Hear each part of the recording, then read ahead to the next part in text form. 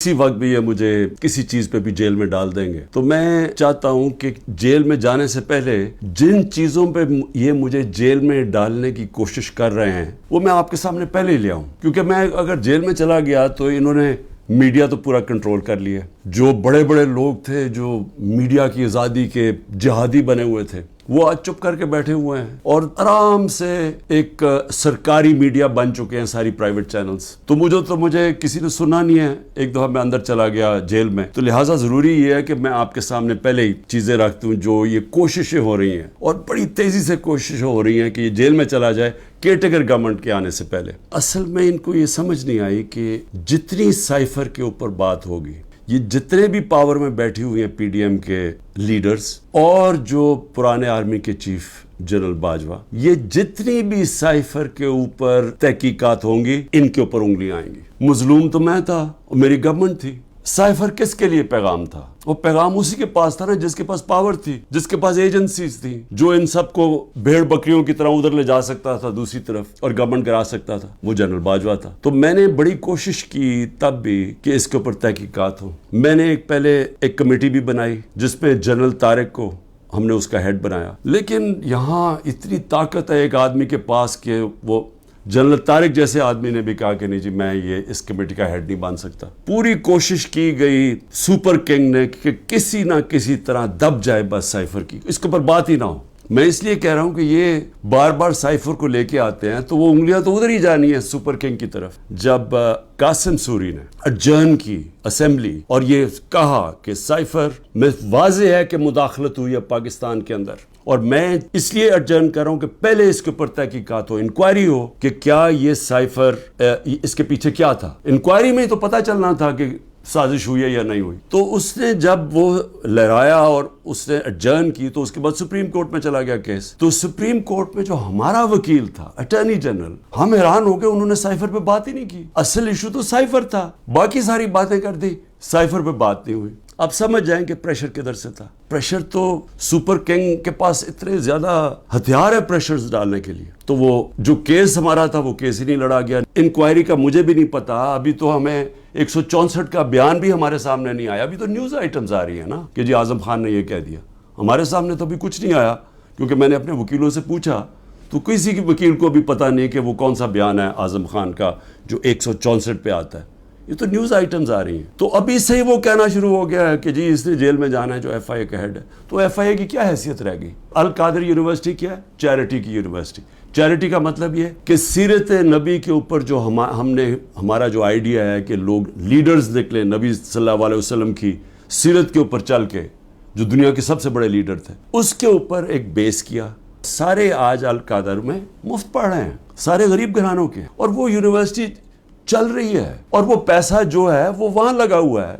इसमें इमरान खान का क्या जाती फायदा है? इसमें मुझे ये समझा दें कि मुझे किधर से फाइनेंशियल बेनिफिट हुआ है। यानी अगर पूछना है फाइनेंशियल बेनिफिट तो देखें कि मलिक रियाज ने बिलावल हाउस बनाया यहाँ लाहौर के अंदर, जरा देखें कितने अरबों रुपए का बना है। वो देख लें कि जो लंदन के अंदर जो मलिक रियाज का 190 मिलियन पाउंड आया जो आज सुप्रीम कोर्ट में पड़ा हुआ है, तो उसमें से 50 मिलियन पाउंड उन्होंने घर खरीदा है लंदन में हसन शरीफ से, नवाज शरीफ के बेटे से। ये पूछें कि 18 अरब रुपया, कम से कम 17-18 अरब रुपया है। 18 अरब रुपए का नवाज शरीफ के बेटे के पास पैसा किधर से आएगा? पैसा भी यहाँ पड़ा है। अगर वो कहते हैं गलत मत में आ गया वो गवर्नमेंट ऑफ पाकिस्तान में, भाई आप पैसा पड़ा हुआ है सुप्रीम कोर्ट में, आप उन्हें कहें कि वहां उधर ट्रांसफर कर दें, लेकिन साबित करना पड़ेगा कि क्या ये पैसा मनी लॉन्ड्रिंग का था या नहीं। इमरान खान के ऊपर क्या इल्ज़ाम है? मैं जब तहकीकात में कि जी वो जो उन्होंने असेस किया था, वो जो आपने जो उसकी कीमत थी गिफ्ट की, वो उन्होंने कम दिखाई है। भाई अगर उन्होंने कम दिखाई है, वो लोग अभी भी बैठे हुए हैं, उनसे पूछें क्यों कम दिखाई है। मैं तो उनमें से किसी को नहीं जानता। मुझे तो जो मिलिट्री सेक्रेटरी आके बताता है कि जी ये कीमत है, ये आपने देना, मैं उसी के मुताबिक चला। जो भी है मेरा सारा कुछ डिक्लेयर्ड है, सारा कुछ एफबीआर के पास रिकॉर्ड है, सारों के ऊपर जो भी मैंने अगर किसी को बेचा उसके ऊपर टैक्स दिया हुआ है वो रिकॉर्ड है, सब कुछ उनके पास पड़ा है। केस है क्या? وہ کیس ٹرائل پہ چل رہا ہے, جج صاحب بڑی تیزی میں ٹرائل چلا رہے ہیں, سب جوڈس ہے, میں اس کے اوپر بات نہیں کروں گا, لیکن میں یہ ضرور چاہوں گا کہ ایک فیئر ٹرائل میں رہے, موقع ملے موقف رکھنے کا, اور میں یہ ثابت کروں گا کہ اس میں کوئی چیز بھی میں نے غیر قانونی نہیں کی. نائب چیئرمین کو بھی میں ذرا سوچ رہا ہوں کہ ان کا ضمیر شاید جاگ جائے اس چیز پہ. نواز شریف مرسیڈیز سب سے مہنگی گاڑی ہوتی ہے, بی ایم ڈبلیو اور مرسیڈیز مہنگی ترین گاڑی ہیں, وہ گاڑی خریدتا ہے جو کہ اس کو اجازت ہی نہیں ہوتی, 6,36,000 روپے میں سب سے مہنگی گاڑی مرسیڈیز 6,36,000 پہ لیتا ہے. پہلے تو کیا اس کی قیمت دیکھی, کوئی مرسیڈیز اتنی سستی آتی ہے, یعنی اس کی قیمت دیکھیں 42 لاکھ, کوئی مرسیڈیز پاکستان میں 42 لاکھ کی آتی ہے, تو اس نے صرف 6,36,000 دیا اس کا. تو پہلے تو چوری تھی کیونکہ آپ گاڑی نہیں نکال سکتے.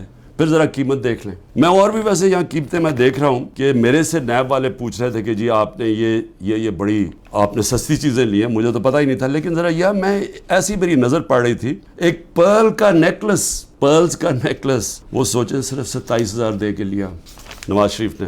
پھر میں رولیکس گولڈ بریسلٹ اور رولیکس 1,10,000 روپے پہ لے کے لیا. ون رسٹ واچ, کارٹیئر کی رسٹ واچ, چھوٹی بھی نہیں, اور وتھ ڈائمنڈز, ہیرے لگے ہوئے اس کے اوپر, وہ جی بڑی مہنگی انہوں نے خریدی 40,000 روپے میں. تو کیا نیب کو یہ نہیں نظر آیا کہ نواز شریف نے چوری بھی کی, ایک گاڑی بھی, اور قیمتیں انہوں نے نہیں دیکھی. زرداری صاحب دیکھ لیں, 3 گاڑیاں نکالی انہوں نے توشہ خانہ سے, 2 بی ایم ڈبلیوز, سب سے جو اس وقت کی مہنگی ترین بی ایم ڈبلیو کی بھی قسمیں ہوتی ہیں 760U, اور بلٹ پروف, یعنی بلٹ پروف کی قیمت آپ سوچ لیں کہ اس کی قیمت کتنی تھی, 10 کروڑ روپے کی. تو وہ انہوں نے ایک بی ایم ڈبلیو وہ نکالی, پھر ایک دوسرا ماڈل وہ بھی سیکیورٹی والی, 2 بی ایم ڈبلیوز, اور پھر ایک ٹویوٹا لیکسس, یہ بھی بلٹ پروف. شہباز شریف اور اس کے بیٹوں کی آپ نے انکوائری بند کر دی, 7 ارب روپے کی انکوائری آپ نے بند کر دی. 7 ارب روپے کی انکوائری بند کیا کی, جس کے اندر یہ بچ ہی نہیں سکتے تھے. یہاں سے باہر پیسہ چوری کر کے بھجوایا, وہاں سے جس پیسے کی ضرورت تھی وہ انہوں نے ریمیٹنس کے نام پہ لے لیا, اور کوئی سوال نہیں پوچھتا. تو یہ جو شہباز شریف کا سارا پیسہ یہ جو آیا ہے, اس کا زیادہ تر پیسہ جو اس کی دولت میں اضافہ ہوا ہے, انہوں نے پوچھا نا نیب نے کہ جی اضافہ کدھر سے ہوا, جی ریمیٹنسز آئی ہیں.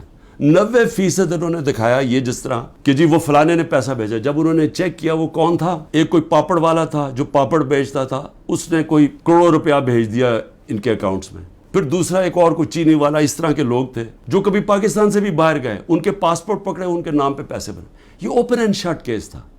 مریم نواز, انہوں نے بی ایم ڈبلیو لی, کوئی مڈل ایسٹ سے کسی ان کو تحفہ ملا. توشہ خانہ میں نہیں بتایا کہ وہ آیا باہر سے تحفہ. جو بھی آپ کو باہر سے تحفہ ملتا ہے آپ کو ڈکلیئر کرنا پڑتا ہے, اور وہ جاتا ہے توشہ خانہ میں. انہوں نے توشہ خانہ میں نہیں دیا, اور اسی کو گاڑی کو پھر استعمال کر کے آگے بیچ دیا, اور بڑے نفع کے اوپر.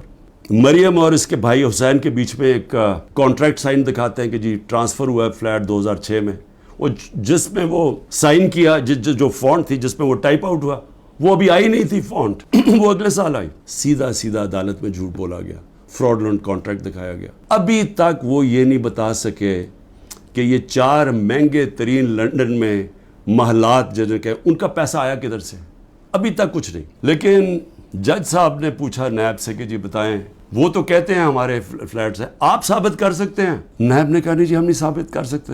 چلو جی کیس ختم. زرداری صاحب تو پہلے مشرف نے جب ان کو معاف کیا ان کی کرپشن, تو اس کے اندر سب سے پہلے تھا جو سرے محل, جس کا بڑا شور مچا. سرے محل کے اندر آپ سب جانتے ہیں کہ انہوں نے ایک بہت بڑا ایک ریل اسٹیٹ لے لی, کتنی ایکڑز کی, انگلینڈ کے اندر سرے میں. وہ اینڈ میں جا کے پاکستان نے وہاں کیس کیا. کیس میں ثابت ہو گیا کہ یہ دکھائی نہیں سکتے تھے ان کے پاس پیسہ ہے. تو جب وہ ثابت ہو گیا کہ ان کے پاس تھا نہیں, وہ بک گئی, اور وہ پیسہ پاکستان آنا تھا. تب تک این آر او مل گیا, وہ بھی ہضم ہو گیا. $60 ملین پڑے ہوئے تھے سوئٹزرلینڈ میں, وہاں کیس کیا, وہ آنے والا تھا پاکستان این آر او میں, وہ بھی 17 ارب روپیہ وہ بھی ہضم ہو گیا. جن لوگوں کو گولیاں ماری, سیدھی لوگوں کو گولیاں ماری, 69 لوگوں کو, پروٹیسٹرز کو, انہی کے اوپر کیس کر دیا. ضلع شاہ کے گھر پہنچ گئے. جب اس کو قتل کیا گیا تو پولیس کسٹڈی میں اس کو قتل کیا گیا, میرے اوپر 302 قتل کا پرچہ کر دیا, اور پھر اس کے ماں باپ کے پاس پہنچ گئے. کہ آپ نے دیکھیں اس کی بات نہیں کرنی اور ان کو چپ کرا دیا. تو پہلے لوگوں کے اوپر ظلم کرتے ہیں, پھر انہی کے اوپر کیسز کر دیتے ہیں. جو ایک لڑکا بیچارہ شہید ہوا, وہ بھی پروٹیسٹر تھا, پیسفل, پرامن, اس کو گولی ماری شہید ہو گیا. اس کے قتل کا کیس اعجاز چودھری اور میاں محمود رشید کے اوپر ڈال دیا. یعنی اپنا ہی انہوں نے کارکن قتل کر دیا. کوئٹہ میں سارا کوئٹہ جانتا ہے کہ اس وکیل کی خاندانی دشمنی تھی, سب جانتے ہیں, ایویڈنس ہے. میرے اوپر 300 قتل کیس کر دیا اس کے اوپر. اور یہ جو سائفر ہے, ہماری گورنمنٹ گرتی ہے اور کیس ہی ہمارے پہ کر دیتے ہیں. میں اگر جیل میں بھی جاتا ہوں نا, آپ نے جد و جہد کرتے رہنا ہے. اور میں ہمیشہ 27 سال سے کہتا ہوں پرامن جد و جہد. لیکن یہ آپ کے لیے اتنا ضروری ہے, کیونکہ یہ جو ساری سٹرگل کر رہا ہوں اپنی ذات کے لیے نہیں کر رہا.